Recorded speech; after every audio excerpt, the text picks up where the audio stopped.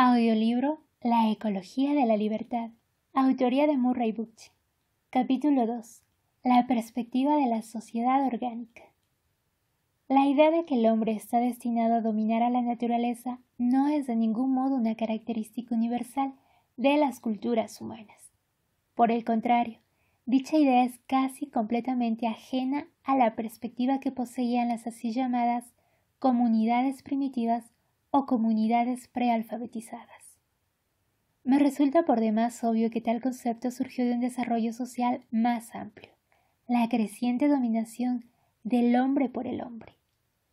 La ruptura de la igualdad primordial en sistemas jerárquicos de desigualdad, la desintegración de los tempranos grupos familiares en clases sociales, la disolución de las comunidades tribales en ciudades y finalmente la usurpación de la administración social por el Estado. Todo esto alteró hondamente no solo la vida social, sino también la actitud de la gente, la concepción de la humanidad sobre sí misma y, en definitiva, su actitud hacia el mundo natural. De muchas formas todavía estamos afectados por los problemas que surgieron con estos cambios avasallantes. ¿Acaso solo al examinar las actitudes de ciertos pueblos prealfabetizados podamos estimar hasta qué punto la dominación moldea los pensamientos más íntimos y las acciones más diminutas del individuo hoy en día? Hasta hace poco las discusiones sobre la perspectiva de los pueblos prealfabetizados se complicaban merced a las opiniones que sostenían que la lógica de estos pueblos eran netamente diferentes a la nuestra. Hablar de lo que se dio en llamar, entre comillas, mentalidad primitiva como un fenómeno, entre comillas, prelógico, para usar el desafortunado término de Lévi-Brühl o más recientemente en el lenguaje de los místicos, con orientación mítico-poética, pensamiento no lineal. Supone una prejuiciosa lectura de la primitiva sensibilidad social. Desde un punto de vista formal, hay una buena razón por la cual los pueblos prealfabetizados estaban o están obligados a pensar tan entre comillas linealmente, como lo hacemos nosotros al tratar con los aspectos más mundanos de la vida. Fueran cuales fuesen sus entre comillas deficiencias intelectuales, es sabido que las acciones lógicas convencionales son necesarias para la vida. Las mujeres recogían hierbas, los hombres fabricaban implementos para la casa, y los niños jugaban de acuerdo a procedimientos lógicos muy similares a los nuestros. Pero ¿no es esta similitud algo importante en el debate sobre la perspectiva prealfabetizada de una sociedad?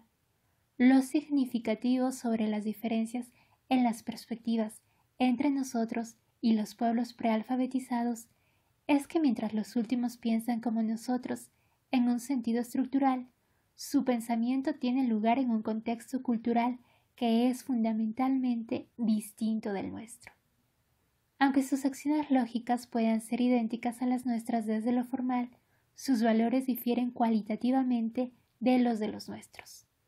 Cuanto más retrocedemos hacia las comunidades sin clases económicas ni Estado, comunidades que bien podrían llamarse sociedades orgánicas debido a su intensa solidaridad interna y para con el mundo natural, más evidencia encontramos de una perspectiva de vida que vincula a la gente, las cosas y las relaciones en términos de su singularidad antes que de su, entre comillas, superioridad o, entre comillas, inferioridad.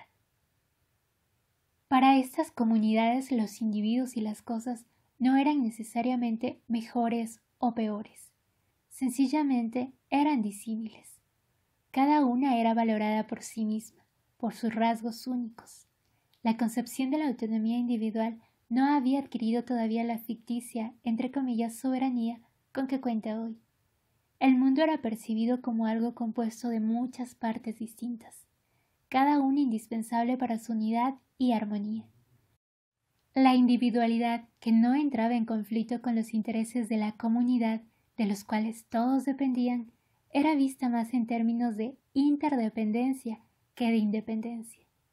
La diversidad era valorada por la mayor parte de la comunidad como un ingrediente invalorable de la unidad comunal. En las sociedades orgánicas donde esta perspectiva aún prevalece, nociones tales como igualdad y libertad no existen. pues están implícitas en la propia perspectiva. Más aún, dado que no están yuxtapuestas a los conceptos de desigualdad y sometimiento, estas nociones carecen de definibilidad.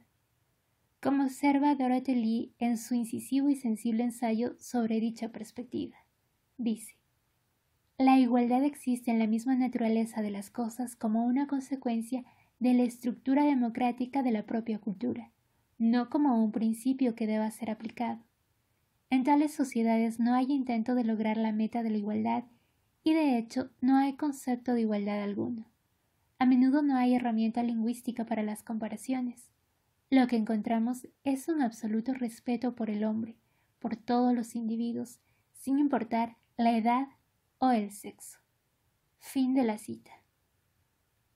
Nota del autor. Ver Libertad y Cultura de Dorothy Lee, 1959. El ensayo de Dorothy Lee es casi lo único en materia de mentalidad primitiva, y mi deuda para con su trabajo y sus interpretaciones es considerable. Aunque sus datos y opiniones hayan sido tan divulgados, es lamentable que ella haya recibido tan poca atención, por no hablar de reconocimiento, entre los últimos periodistas críticos de la jerarquía. Fin de la nota del autor.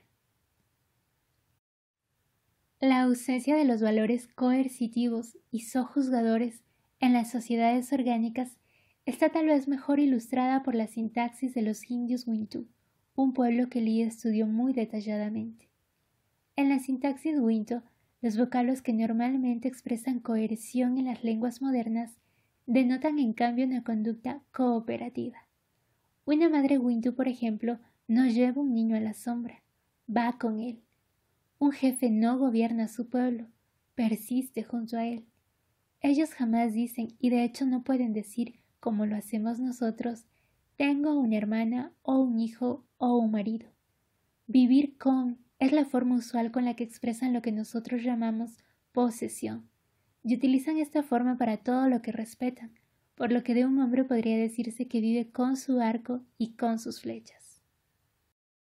La frase vivir con no solo implica un profundo sentido del respeto por la persona y una alta consideración de la voluntad individual, también implica un profundo sentido de unidad entre el individuo y el grupo.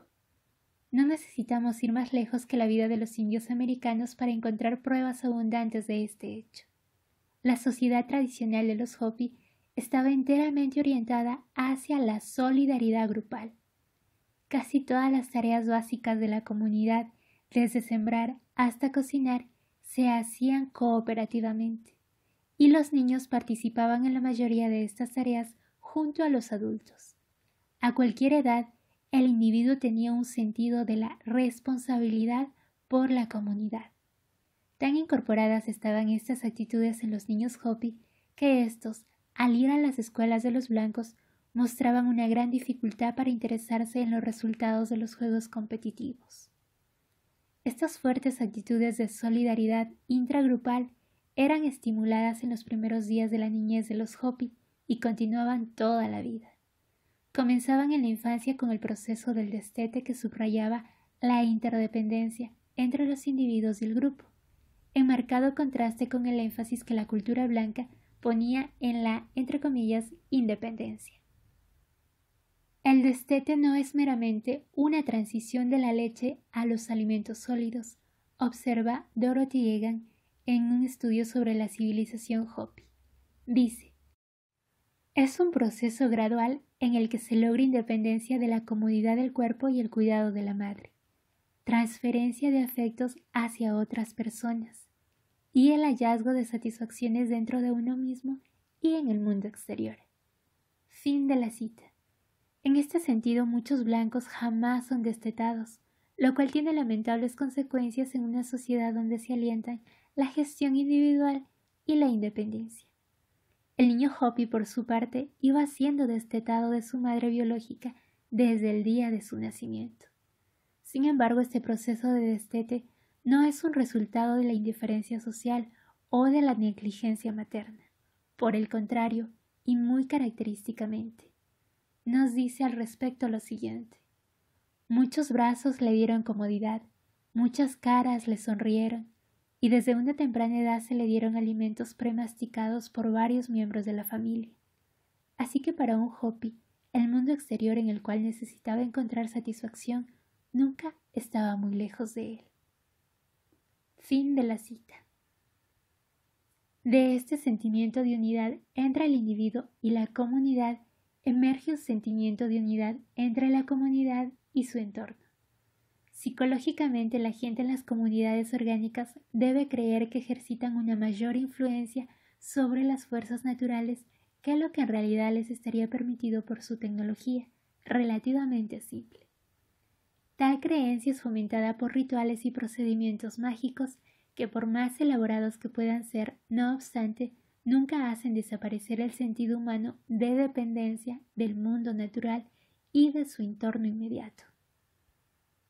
Si bien este sentido de dependencia puede generar un miedo abyecto o una reverencia igualmente abyecta, hay un momento en el desarrollo de la sociedad orgánica en el cual éste genera ostensiblemente un sentido de simbiosis, de interdependencia comunal y cooperación, que tiende a trascender los crudos sentimientos de terror y de pánico.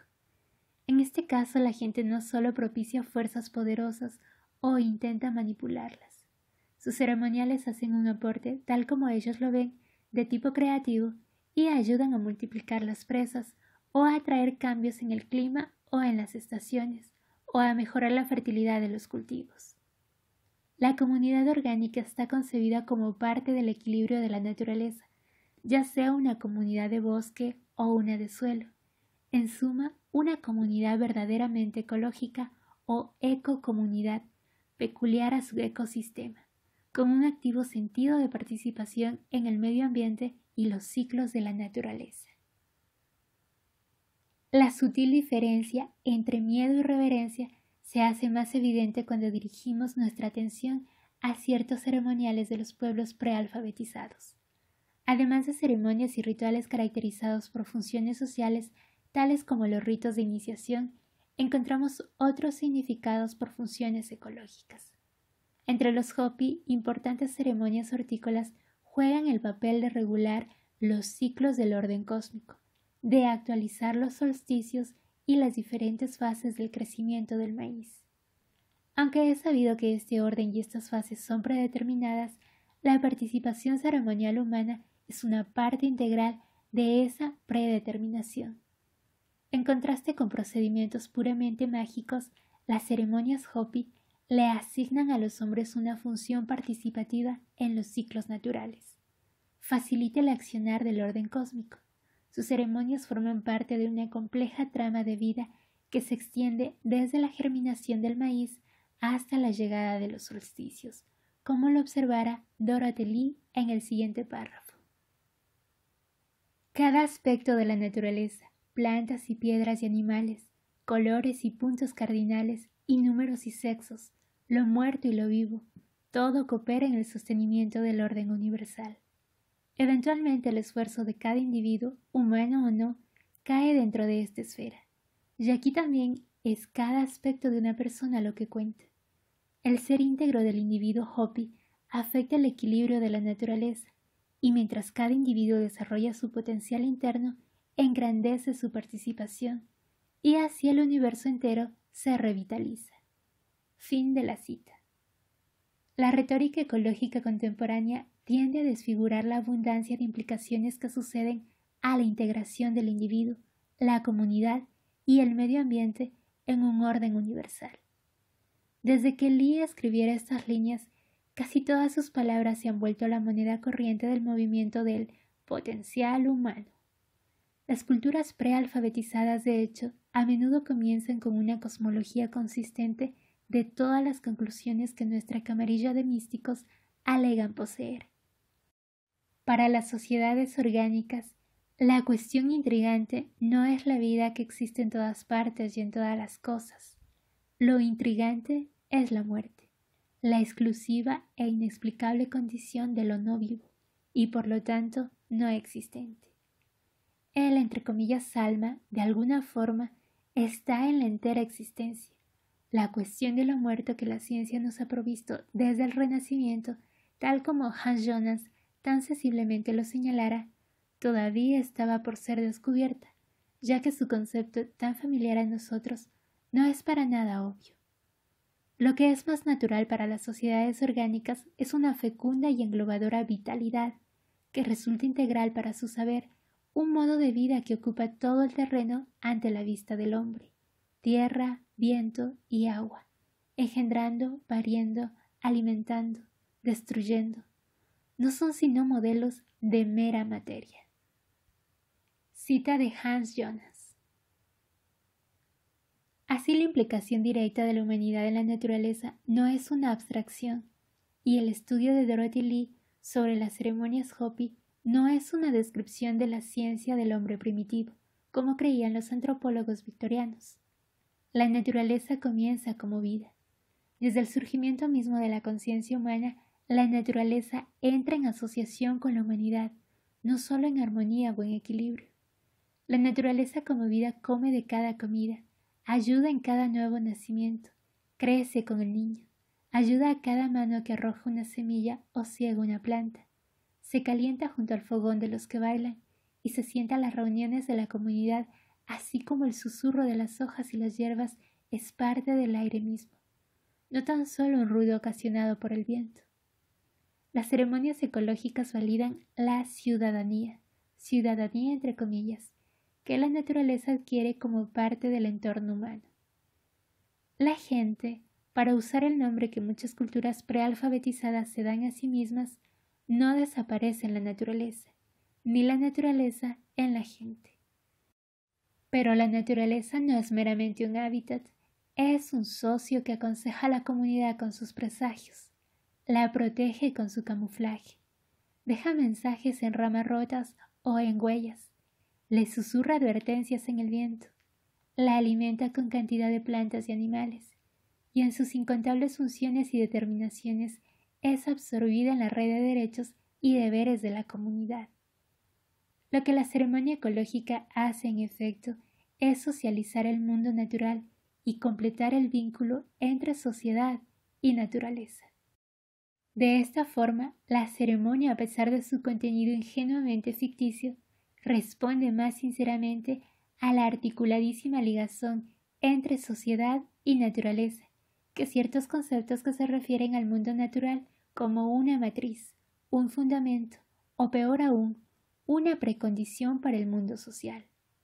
De hecho, lejos de tratar a la naturaleza como un eso o un tú, para usar las palabras de Martin Buber, la ceremonia valida a la naturaleza como un pariente, una condición trascendente que términos tales como ciudadano no pueden expresar. La naturaleza es nombrada incluso antes de ser divinizada, es personificada como parte de la comunidad antes de ser elevada a una supernaturaleza.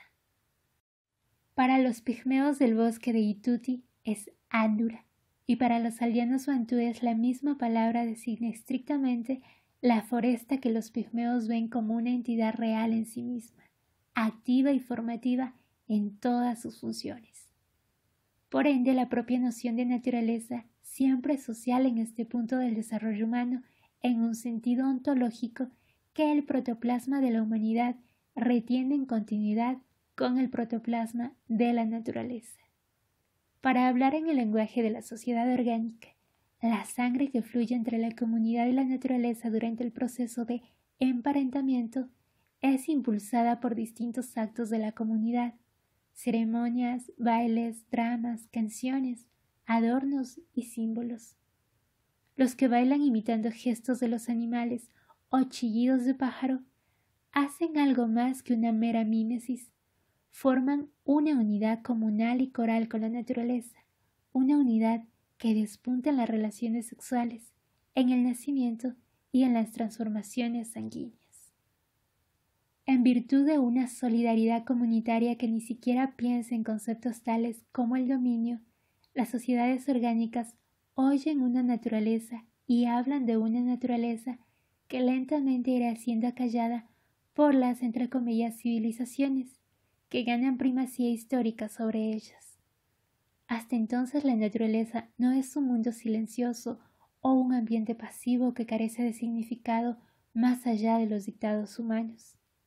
De aquí que la ecología social tenga sus orígenes en la comprensión inicial por parte de la humanidad de su propia socialidad, no tan solo como una dimensión cognitiva de la epistemología, sino también como una asociación ontológica con el mundo natural.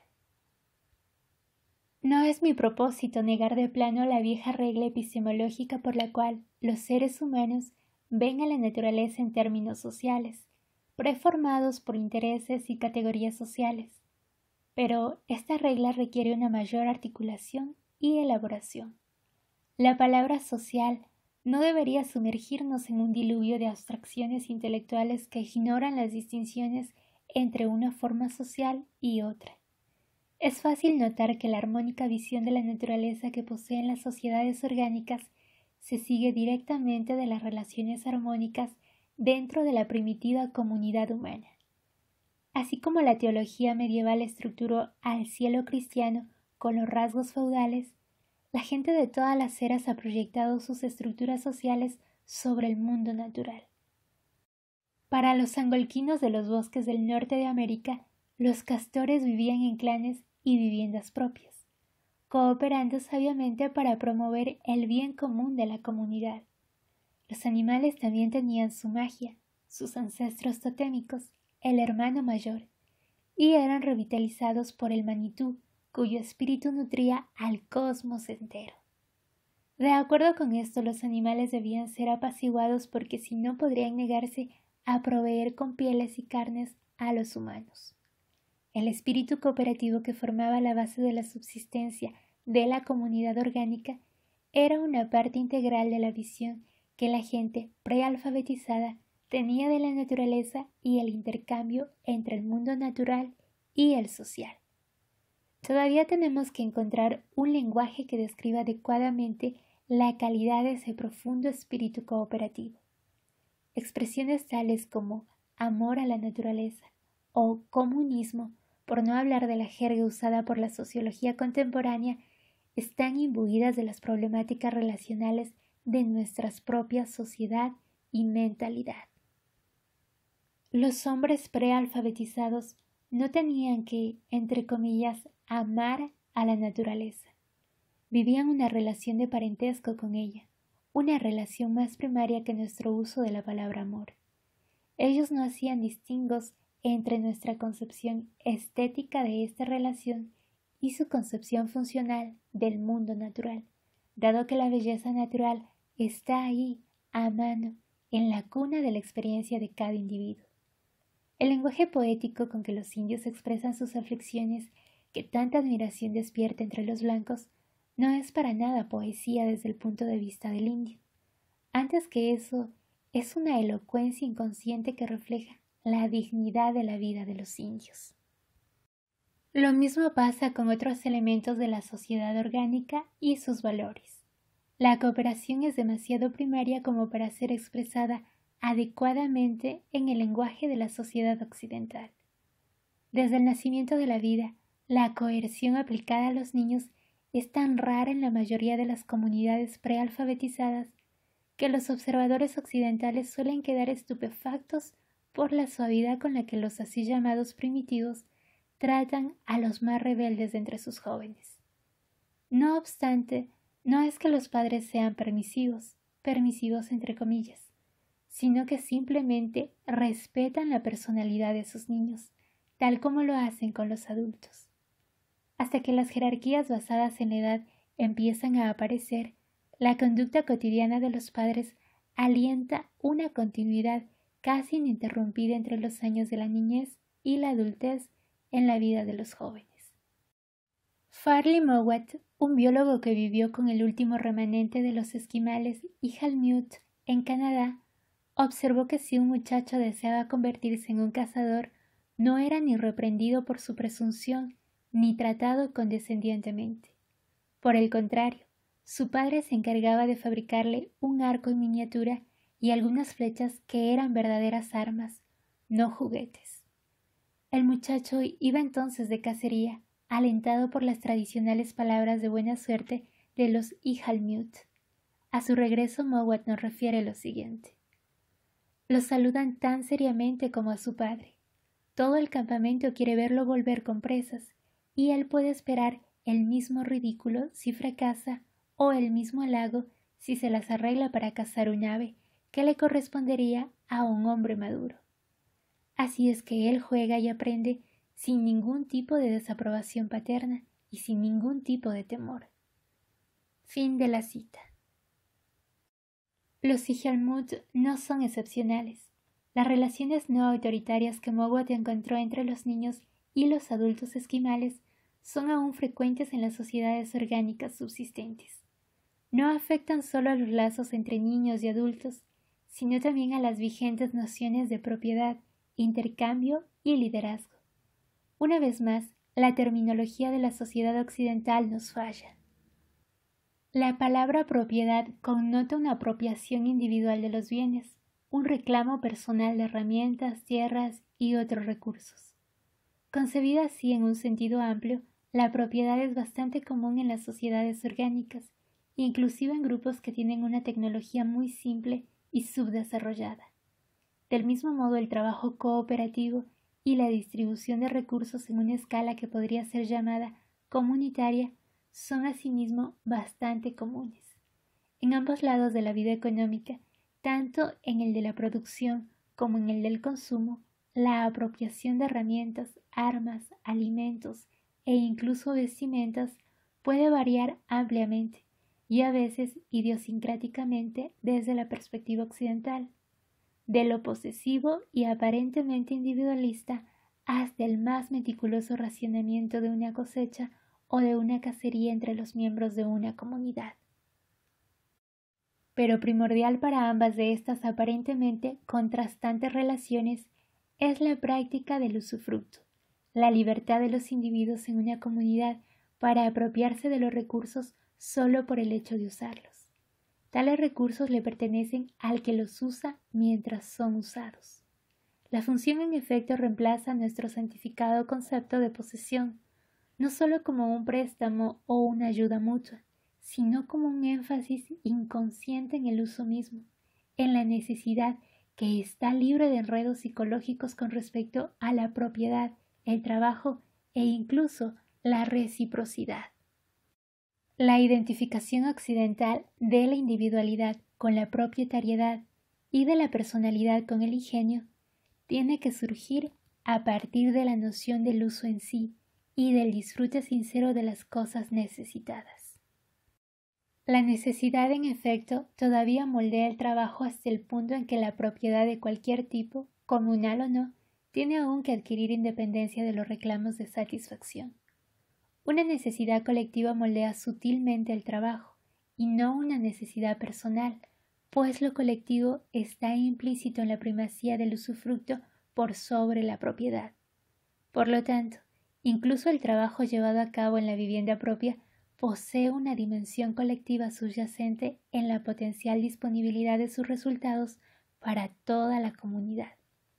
La propiedad comunal, una vez que la propiedad se ha vuelto una categoría de la conciencia, ya marca el primer paso hacia la propiedad privada, así como la reciprocidad, una vez que también se ha vuelto una categoría de la conciencia, marca el primer paso hacia el intercambio. La celebración que Proudhon hace de la ayuda mutua y el federalismo contractual, como la celebración que Marx hace de la propiedad comunal y la producción planificada, no señala un avance considerable sobre el principio primario del usufructo. Ambos pensadores estaban cautivos de la noción de interés, de la satisfacción racional del egoísmo. Puede haber habido un periodo en el temprano desarrollo de la humanidad en que el interés aún no había sustituido a la complementariedad, es decir, a la voluntad desinteresada de mancomunar cosas y servicios necesarios. Había una época en la que Grontan de Ponsins, andando por las más remotas regiones del Ártico, todavía podía hallar los puros y verdaderos esquimales, los esquimales que no sabían cómo mentir. Fin de la cita de Gontran. Y por ende, cómo manipular, calcular y proyectar un interés privado más allá de la necesidad social. En este caso, la comunidad lograba una plenitud tan cándida y exquisita que solo necesitaba las cosas y los servicios dispuestos en un mosaico común y con una gran personalidad propia. No deberíamos desdeñar estas visiones casi utópicas de las potencialidades humanas, con sus inmaculadas cualidades para dar y para la colectividad. Los pueblos prealfabetizados que todavía carecen de un yo con el cual reemplazar un nosotros no son, como lo sugeriría Levi Brühl, tan deficitarios en materia de individualidad como ricos en materia de comunidad. Lo que tenemos aquí es una grandeza de la riqueza tal que puede dar lugar a un altivo desdén por los objetos. Nota del autor. Las ceremonias de los indios de la costa noroeste de Norteamérica, de hecho, ya no parecen poseer una riqueza comunitaria que induzca el desdén de los objetos. Estas ceremonias de desacumulación, hoy por hoy, fetichizan las cualidades del dar, de las cuales pueden haber derivado, pero siguen siendo buena prueba de la existencia de formas de usufructo más inocentes, carentes de toda connotación de prestigio y reconocimiento social. Fin de la nota del autor. La cooperación en este punto es algo más que una mera cohesión entre los miembros del grupo. Es una fusión orgánica de identidades que, sin perder su exclusividad individual, retiene y fomenta la unidad de la asociación. El contrato, al ser introducido por la fuerza en esta totalidad, solo sirve para subvertirla, haciendo que un irrazonado sentido de la responsabilidad se vuelva un calculador nexo de ideas y que un sentido inconsciente de la colectividad se vuelva un sentido de la mutualidad. En cuanto a la reciprocidad tan frecuentemente señalada como el logro máximo de la colectividad, comprobaremos que es más importante a la hora de formar alianzas entre grupos que a la hora de fomentar la solidaridad interna dentro de ellos. El usufructo en suma difiere cualitativamente del quid pro quo de la reciprocidad, el intercambio y la ayuda mutua, todos los cuales están atrapados por las razones entre comillas justas y los entre comillas honestos diagramas de los rebajantes libros de historia. Atrapada a su vez por esta limitada esfera de cálculo, la asociación siempre se ve corrompida por la racionalidad de la aritmética. El espíritu humano nunca podrá trascender un mundo cuantitativo de entre comillas tratos limpios entre egos audaces, cuya ideología del interés apenas encubre una deshonesta proclividad a la adquisición.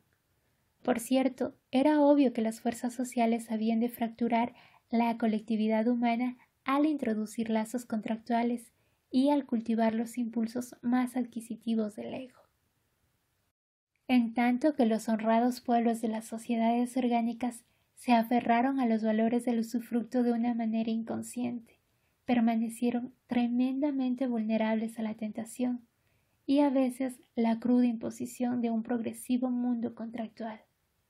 La historia en general no tiene la capacidad de elegir y preservar los rasgos más virtuosos de la humanidad, pero no hay motivo todavía para que la esperanza, reforzada por la conciencia e imbuida de las memorias de nuestros ancestros, no pueda perdurar en nuestro interior como un apercibimiento de lo que la humanidad ha sido en el pasado y lo que puede ser en el futuro. Las relaciones contractuales, o más propiamente, los tratados y pactos que le confieren formas específicas a la vida en comunidad, le pueden haber servido a la humanidad cuando la necesidad forzosa o las perplejidades de un entorno social cada vez más complejo imponían un premio basado en un nítido sistema de derechos y obligaciones. Cuanto más exigente es el entorno, más deben los pueblos prealfabetizados explicar las formas en que son responsables el uno por el otro y cómo deben ser tratados los factores exógenos, particularmente las comunidades vecinas, que se les impone. La necesidad ahora surge como una fuerza ordenadora y estructuradora que institucionaliza los aspectos casuales e incluso placenteros de la vida. Las áreas sexual, familiar, recíproca, federativa y civil de la comunidad deben adquirir una mayor estructura para tratar no solo con una naturaleza más exigente, sino especialmente con una que incluye comunidades adyacentes que establecen reclamos por un entorno común. Tales reclamos son internalizados por la comunidad como un sistema de participación. Y no es solo que ahora surgen intereses que deben ser articulados cuidadosa y meticulosamente, sino que además, irónicamente, surgen individuos que empiezan a sentir que portan cargas y responsabilidades más pesadas en el seno de la comunidad.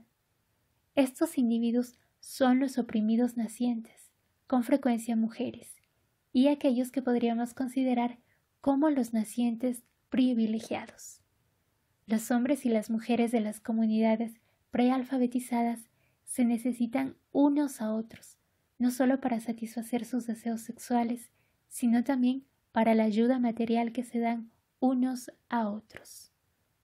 Su matrimonio establece una primaria división del trabajo, una división sexual del trabajo con una economía también sexual, que tiende a asignarles a los hombres la cacería y tareas pastorales, incluyendo la defensa de la comunidad y su relación con los vecinos, y las responsabilidades domésticas, recolectoras y horticultoras a las mujeres.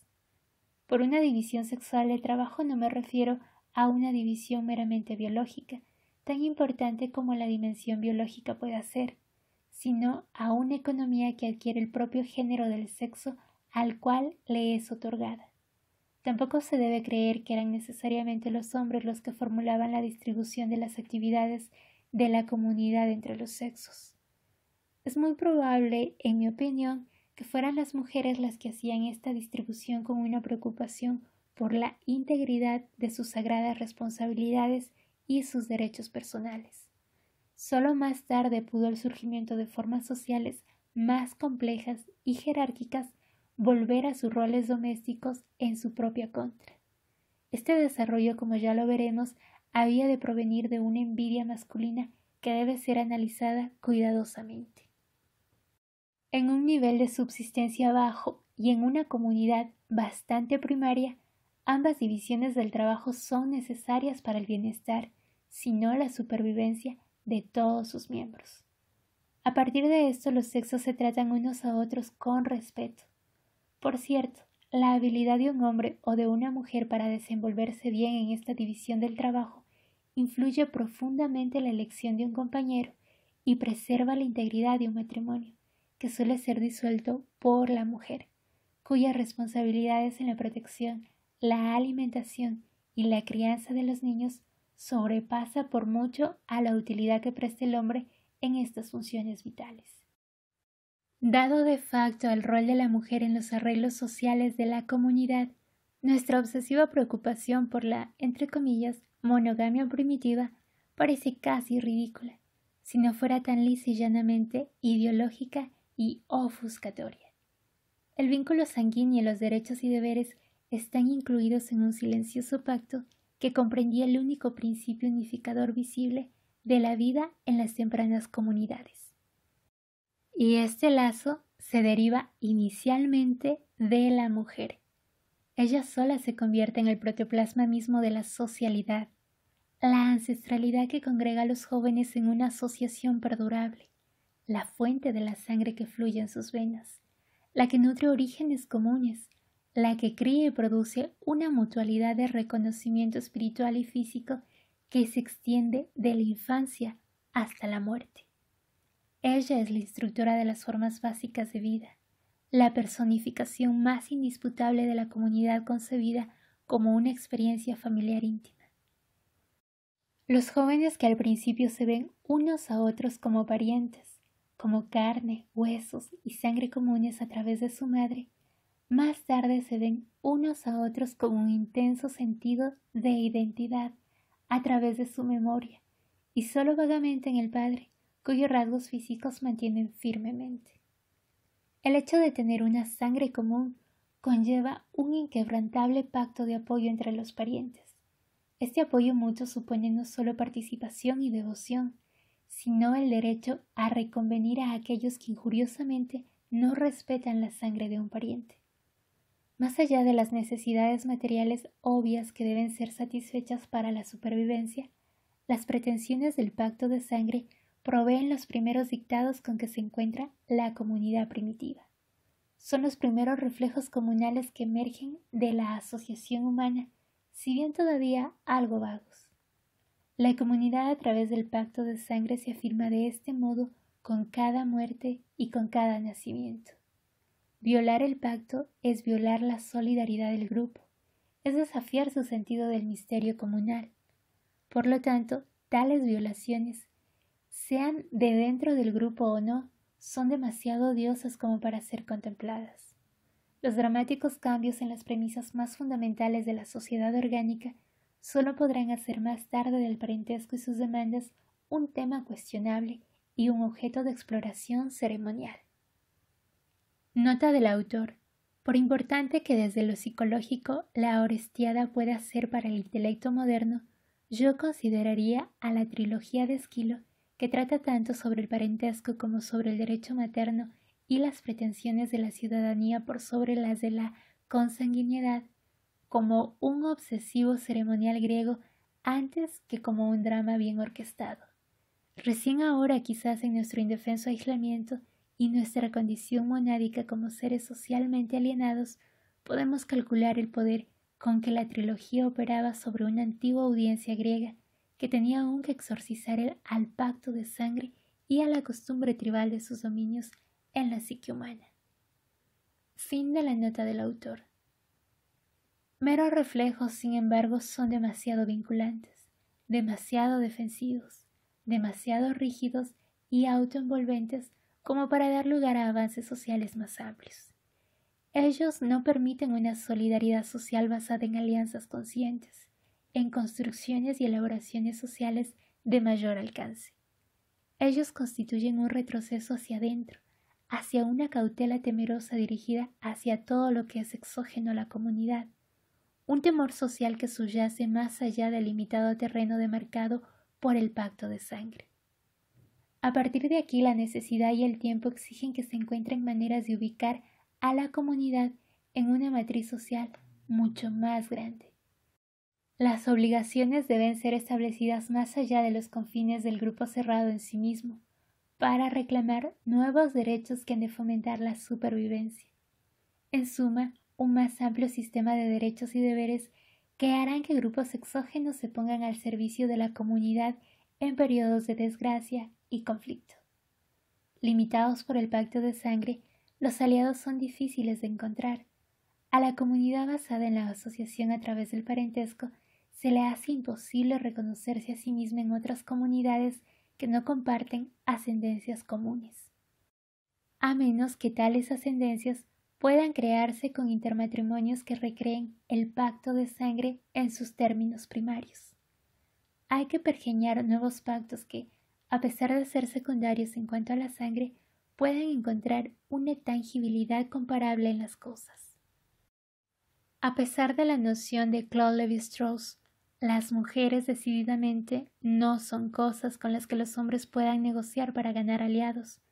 Son los orígenes del parentesco y la socialidad, el arjé de la comunidad y su inmanente poder de solidaridad, no pasteles que se pueden comprar y degustar en un café parisino. Incluso las cosas en sí no son suficientes, puesto que sugieren un sistema de consideraciones y razones que no concuerda con la práctica del usufructo de la sociedad orgánica. Por este motivo, antes de que las cosas puedan pasar a ser regalos, se vuelven símbolos. Dejo de lado su posterior degradación a comodidades. Lo que en un principio cuenta para los tempranos pueblos prealfabetizados no es la utilidad de una cosa dentro de la economía de la sociedad orgánica, sino su simbolismo en calidad de representación física de reciprocidad, de una predisposición para entrar en una obligación mutua. Estos son los tratados que se extienden más allá del pacto de sangre y se convierten en pactos sociales. La temprana elaboración de la comunidad biológica hacia la sociedad humana, los primeros destellos de una humanitas universal que mora más allá del universo, de una universal animalitas. Mientras las comunidades prealfabetizadas extendían el alcance de sus entre comillas parientes, el tradicional nexo familiar probablemente iba siendo cada vez más influenciado por el elemento social. El matrimonio, la reciprocidad, la adopción ritualística de extranjeros como parientes consanguíneos e instituciones intracomunitarias tales como fraternidades y sociedades totémicas deben haber producido una lenta consolidación de las responsabilidades, especialmente en sociedades orgánicas más dinámicas que habrían de articularse ricamente merced a la costumbre y el ritual. De esta sustancia social comenzó a surgir una nueva esfera civil, paralela a la más antigua esfera doméstica. Que esta esfera civil estaba exenta de coerción y mandato algunos está probado por nuestra evidencia de, entre comillas, autoridad en las pocas sociedades orgánicas que han sobrevivido a la culturización europea. Lo que llamamos liderazgo en las sociedades orgánicas suele ser un guía, carente de las formalidades del mandato. Su, entre comillas, poder es funcional antes que político. Los jefes, cuando existen verdaderamente y no son las meras creaciones de la mente de los colonizadores, no tienen autoridad en sentido coercitivo.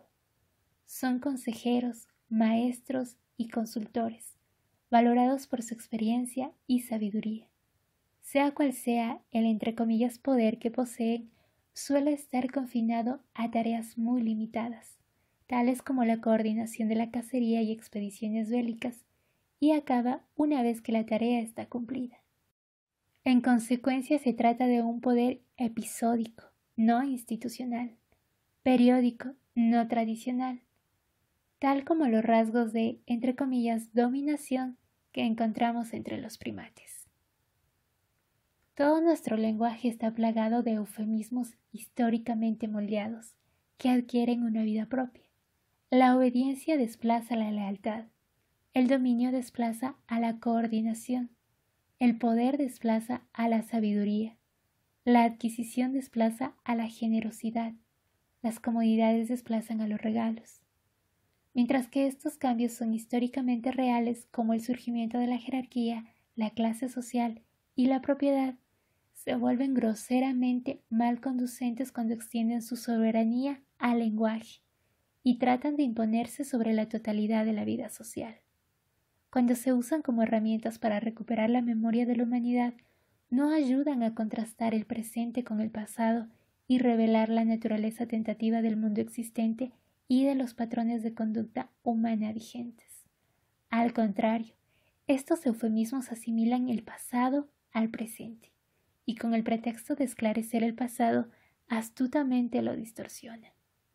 Esta traición por medio del lenguaje es estúpidamente ideológica y le ha prestado buenos servicios a la autoridad. Detrás de la inextricable trama de la historia, que tan frecuentemente nos impide ver un largo desarrollo desde su origen y que nos confunde con una ideología de la retrospección, subyace el simbolismo aún más ofuscante del lenguaje surgido del engaño. Para que la memoria regrese con toda su autenticidad, con el arduo desafío que ésta supone para el orden vigente, debe retener su fidelidad para con el arjé de las cosas y obtener una conciencia de su propia historia. En suma, la propia memoria debe recordar su evolución hacia la ideología, tanto como la evolución de la humanidad que alega poder revelarnos. Nota del autor. Para que no se entienda que sostengo que las herramientas para la renovación del recuerdo han sido creadas por las escuelas lingüísticas, la teoría de la comunicación y la semiología, me gustaría dejar en claro que este trabajo debe ser llevado a cabo por los antropólogos y los historiadores, en tanto estos se mantengan lo suficientemente autocríticos de su propio uso del lenguaje y su mutable contexto histórico. Fin de la nota del autor. La etiqueta formal de la antropología exige que ocasionalmente matice mis observaciones con las típicas advertencias sobre mi uso de datos selectivos, mi proclividad a hacer especulaciones y mi interpretación normativa de ciertos materiales. Consecuentemente, el lector debería darse cuenta de que, al interpretar lo mismo de un modo distinto, se podría demostrar que la sociedad orgánica era egotística, competitiva, agresiva, jerárquica y atormentada por todas las aflicciones que minan a la humanidad entre comillas, civilizada. Habiendo hecho esta aclaración en cuanto a las convenciones, permítaseme ahora argumentar la postura opuesta. Una cuidadosa observación de los datos antropológicos disponibles mostraría que las comunidades como los Hopi, Wintu y Jalmut y otras citadas aquí y en páginas siguientes no eran únicas desde el punto de vista cultural. En realidad, cuando encontramos una sociedad orgánica en la que prevalecen nuestros valores modernos, esto suele poder ser explicado mediante transformaciones tecnológicas, invasiones, problemas de relación con un entorno particularmente adverso y, sobre todo, mediante contactos con blancos. Paul Radin, resumiendo décadas de experiencia, investigación y trabajo de campo antropológico, observó una vez lo siguiente. Si se me pidiera que expresara breve y sucintamente las características más notables de las civilizaciones aborígenes, no dudaría en afirmar que son tres. El respeto por el individuo, sin tener en cuenta edad o sexo. El sorprendente grado de integración social y política alcanzado. Y la existencia de una concepción de la seguridad personal que trasciende todas las formas gubernamentales y todos los intereses y conflictos tribales y grupales. Fin de la cita. Estas características pueden resumirse así: completa paridad o igualdad entre los individuos, grupos de edades y sexos, usufructo y una posterior reciprocidad, la falta de coerción al tratar los asuntos internos y, por último, lo que Radin llama el mínimo irreductible, el derecho inalienable, en palabras del propio Radin, de cada individuo de la comunidad a tener casa, comida y cobijo, independientemente de lo que contribuya a la adquisición de medios de vida. Negarle a alguien este mínimo irreductible equivalía a decir que un hombre ya no existía, que estaba muerto, en suma, a interponerse con el universo de la vida. No quiero decir con esto que cualesquiera de las comunidades, entre comillas, primitivas existentes, puedan ser consideradas como modelos para los primeros periodos del desarrollo social humano. Es muy probable que la solidaridad de las civilizaciones aborígenes de Radin y su profundo respeto por el mundo natural y los miembros de la comunidad puedan haber sido mucho más intensos en la prehistoria, cuando no existía ninguna de las relaciones políticas y comerciales del capitalismo moderno, que tan groseramente han distorsionado a las sociedades orgánicas existentes. Pero los caracteres de una cultura no existen en el vacío. Aunque puedan estar integrados en muchas formas diferentes e inesperadas, tienden a surgir ciertas estructuras características que dan lugar a instituciones similares, a pesar de las diferencias de tiempo y lugar. Los factores culturales de vestuario, técnica y entorno que ligan los pueblos prehistóricos a los entre comillas primitivos existentes son tan llamativos que resulta difícil creer que los cazadores de mamuts de Siberia, con sus abrigos de piel, sus herramientas de hueso y su entorno glacial, fueran tan diferentes a los cazadores de focas del Ártico. El patrón físico posee una unidad que justifica un número de inferencias culturales relacionadas. De este modo, la existencia de imágenes femeninas obviamente cargadas de valor mágico o religioso en las ruinas prehistóricas de un campamento de caza o en un poblado hortícola del Neolítico sugiere la razonable probabilidad de que la comunidad le atribuyera a las mujeres un prestigio social que sería difícil de encontrar en las sociedades patriarcales de los nómadas pastoriles. De hecho, una comunidad así podría haber trazado un sistema de linaje a través del nombre de la madre, descendencia matrilineal. Si los implementos de hueso del Paleolítico están diseñados con formas cultuales de animales, tenemos entonces suficiente motivo como para creer que la comunidad tenía una visión animista del mundo natural. Si las viviendas prehistóricas se destacan por la ausencia de grandes habitáculos individuales y los adornos en los sepulcros no dejan entrever gran ostentosidad, podemos creer que en la comunidad existía la igualdad social y que ésta poseía una visión igualitaria de sus propios miembros. cada elemento por separado puede no ser base suficiente para tales conclusiones, pero si se suma todo y se observa que tal sumatoria es característica de una era social, habría que tener un fanatismo empirista muy grande y un temor casi perverso a las generalizaciones para no aceptarlas. Como sea, hace unos 10.000 años en alguna región entre el mar Caspio y el Mediterráneo, bandas de cazadores-recolectores nómadas comenzaron a desarrollar un primitivo sistema de horticultura y a establecerse en pequeños poblados, dedicándose a la labranza. Fueron seguidos de un modo bastante independiente por los indios del centro de México, unos 4 o 5.000 años más tarde. El desarrollo de la horticultura o la jardinería fue iniciado probablemente por las mujeres. Ciertos estudios sobre mitología y ciertas comunidades prealfabetizadas basadas en un sistema de jardinería simple parecen aportar pruebas para esta creencia. En este remoto periodo de transición, cuando el sentido de pertenencia a una comunidad relativamente sedentaria fue reemplazando gradualmente a la perspectiva nómada, la vida social comenzó a adquirir nuevas cualidades unitarias, que, para usar un concepto de Erich Fromm, bien podrían ser llamadas matricéntricas. Con tal término no quiero dar a entender que las mujeres ejercitaban algún tipo de soberanía institucional sobre los hombres, o que habían logrado un estatus dirigente en la sociedad. Simplemente quiero decir que la comunidad, al separarse de la dependencia de los animales migratorios, comenzó a sustituir su imaginario social del macho cazador por el de la mujer recolectora de alimentos, del depredador al procreador, de la fogata del campamento al hogar doméstico, de caracteres sociales asociados a la figura del padre a otros asociados con la figura de la madre. Nota del autor. Desde que estas líneas fueron escritas, 1970, se han publicado varios trabajos que retrotraen ciertos elementos de estas imágenes al periodo de cacería y recolección del Paleolítico, e incluso antes, a un estadio más lejano de homínido forrajero.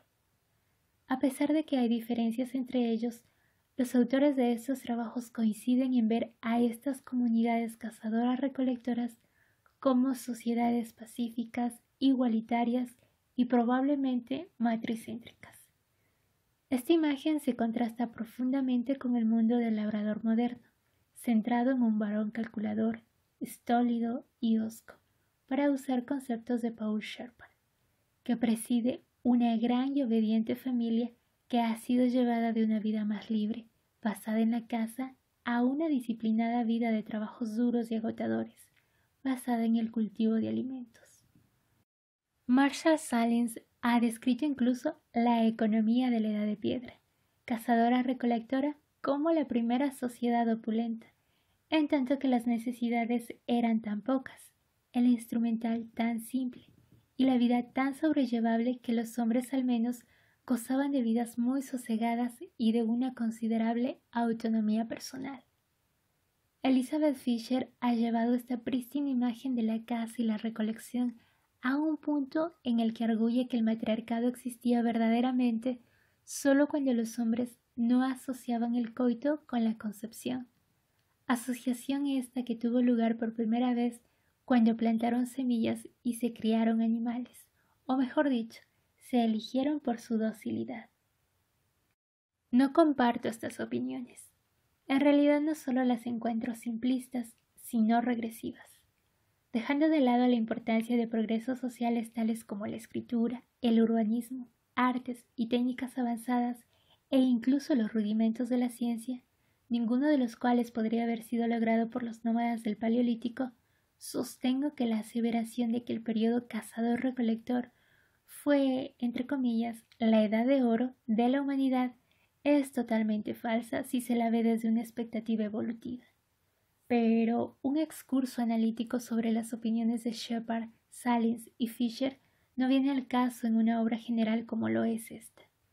No obstante, no puede ignorarse el asunto en un momento en el que la necesidad de una nueva civilización amenaza con evocar sentimientos atávicos en contra de cualquier tipo de civilización, y de hecho con fomentar un nuevo movimiento supervivencialista.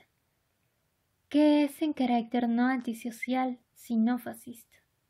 Debo hacer notar que este rumbo no es un regreso a la presunta autosuficiencia del cazador del Paleolítico con todas sus presuntas virtudes, sino un descenso a las profundidades del egotismo burgués, con su brutal ideología de la ética del bote salvavidas.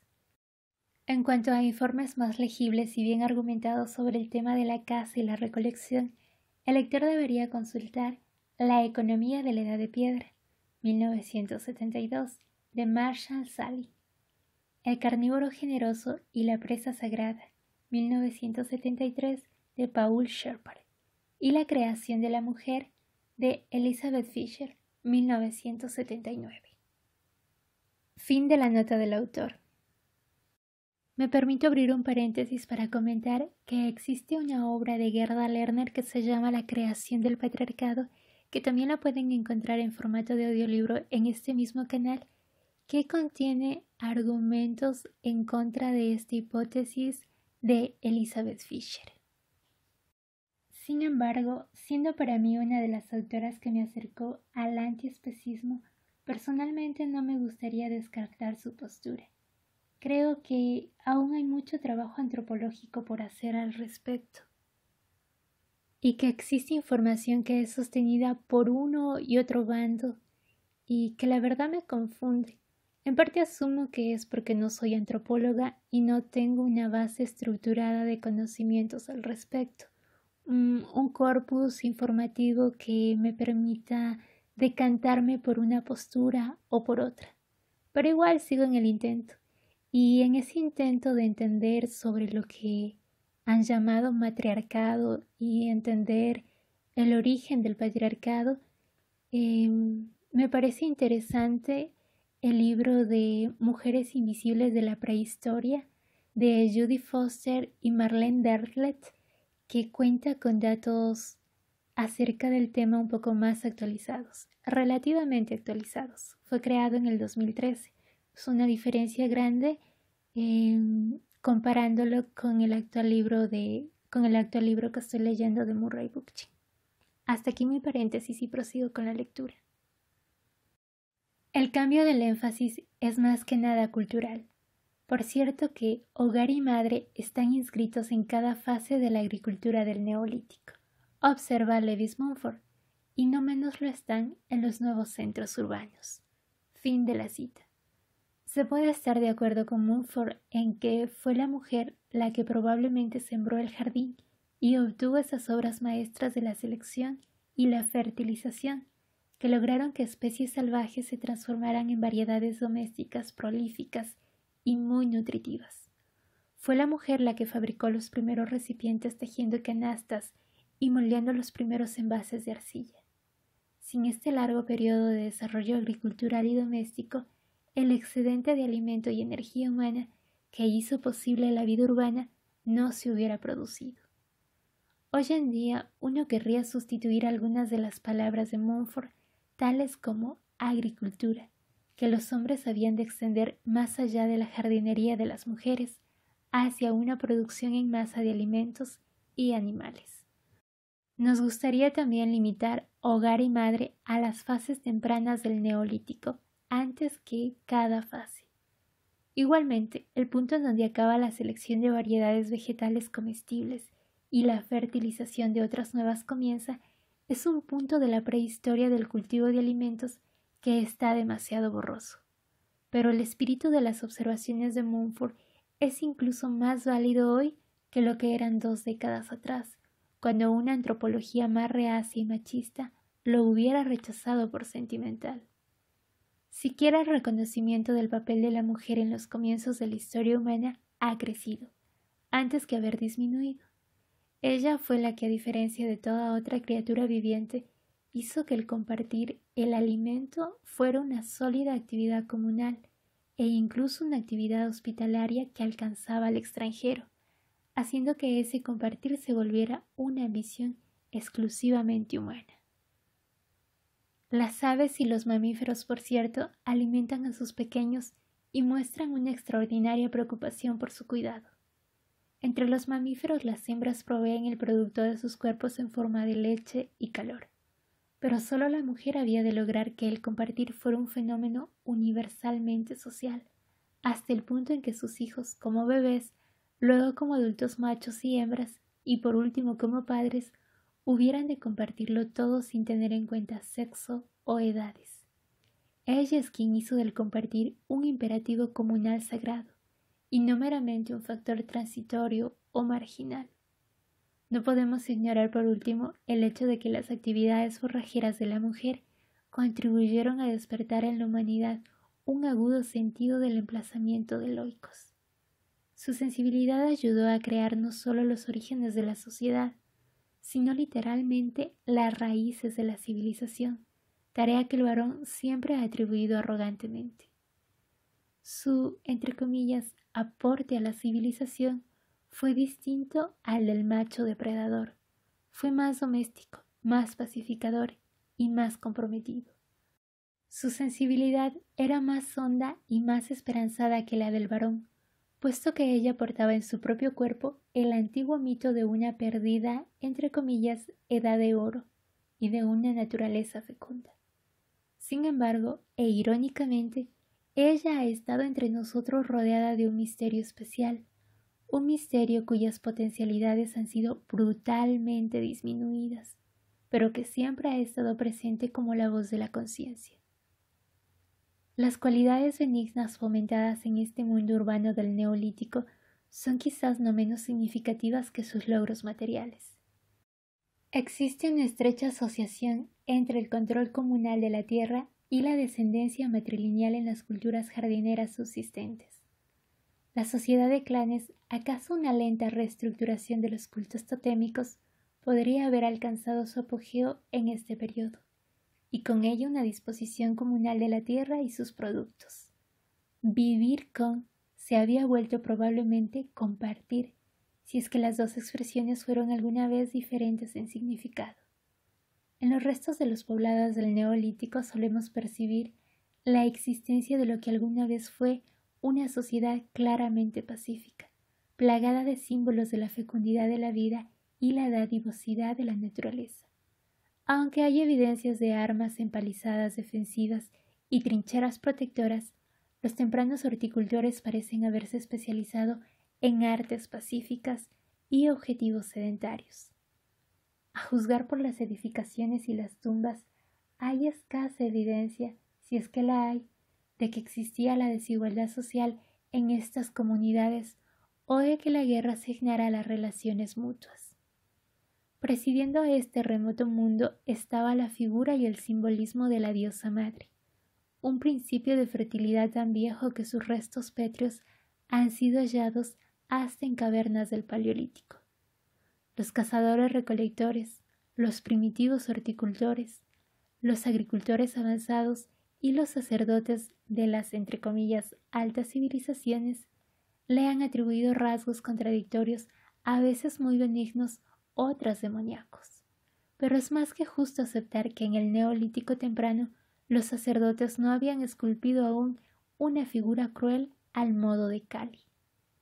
Aparentemente, como Deméter, ella era más un principio femenino que un símbolo de la fertilidad, el objeto mágico que tanto apreciaban los cazadores-recolectores. Que ella no podía permanecer inmaculada ante el patriarcado resulta obvio de una lectura de la Odisea, en la cual los marinos degradan a la mujer y su dominio hasta que, confiados, caen en desgracia.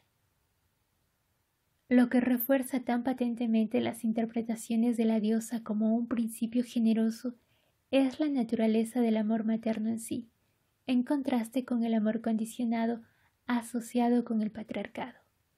Erich Fromm, en los sugestivos ensayos que preparó para el Instituto de Investigación Social, hizo notar que el amor de la mujer, comparado con el del patriarca, que otorga amor como recompensa por el desempeño y el cumplimiento de los deberes por parte del niño, no depende de alguna obligación moral o social para que el niño cuente con él, ni siquiera tiene la obligación de retribuirlo. Este amor incondicional, sin espera de recompensa filial, da lugar a que el humano sea un fin en sí mismo antes que un instrumento de la jerarquía y de las clases sociales. Aceptar que la diosa no simbolizaba este inmaculado sentido de identificación es cuestionar su asociación con lo femenino. En suma, transformarla en un dios, lo cual sería llevado a cabo posteriormente con extraordinaria aptitud por las corporaciones sacerdotales. Ulises, al degradar Deméter a Circe, también revela cómo es que las adorables sirenas podrían haber encantado a los hombres y las bestias con un sentido de comunión unos con otros. La épica de Homero, sin embargo, siempre nos ocultará la inquietante posibilidad de que el canto de las sirenas le hubiera dado originalmente la música de la vida a la humanidad, en lugar de la seductora melodía de la muerte. Nunca podrá saberse qué tan cerca pudo haber estado el mundo urbano del Neolítico temprano del mundo de los indios agricultores mexicanos, que los más reacios invasores blancos describieran en términos tan brillantes. Sin embargo, prevalece la idea de que, en el amanecer de la historia, había surgido una sociedad urbana en la cual la vida parecía estar unificada por una disposición comunal del trabajo y sus productos, por una relación procreadora con el mundo natural, la cual se expresa mediante ritos de fertilidad, por una pacificación de las relaciones entre los humanos y el mundo que lo rodeaba. Los cazadores-recolectores pudieron haber dejado el mundo prácticamente sin tocar, a no ser por algunos pastoríos, pero tal logro está demarcado claramente por su ausencia de actividad. Existe una falta de elaboración del medio ambiente, de un paisaje que haya sido mejorado por la presencia del hombre, uno que esté impregnado de la mentalidad y el espíritu humanos. Hoy, cuando el mero parasitismo de los cazadores-recolectores se presenta como una virtud en yuxtaposición con la demente explotación contemporánea, tendemos a fetichizar la limitación hasta el punto de la pasividad. Pero los horticultores matricéntricos se las ingeniaron para relacionarse con la tierra y transformarla, pero con una gracia, una delicadeza y un sentimiento que bien pueden considerarse como la propia cosecha de la evolución. Su arqueología es una expresión de habilidad humana y plenitud natural. Los utensilios del Neolítico parecen reflejar una comunión de la humanidad con la naturaleza, que expresaba a las claras la comunión entre los humanos, una solidaridad de la comunidad con el mundo de la vida que articulaba una intensa solidaridad dentro de la propia comunidad. Mientras esta solidaridad persistió, la naturaleza fue beneficiaria, pero cuando ésta empezó a decaer, el mundo circundante empezó a decaer con ella, y entonces se impuso el largo invierno de dominación y opresión que acostumbramos llamar civilización.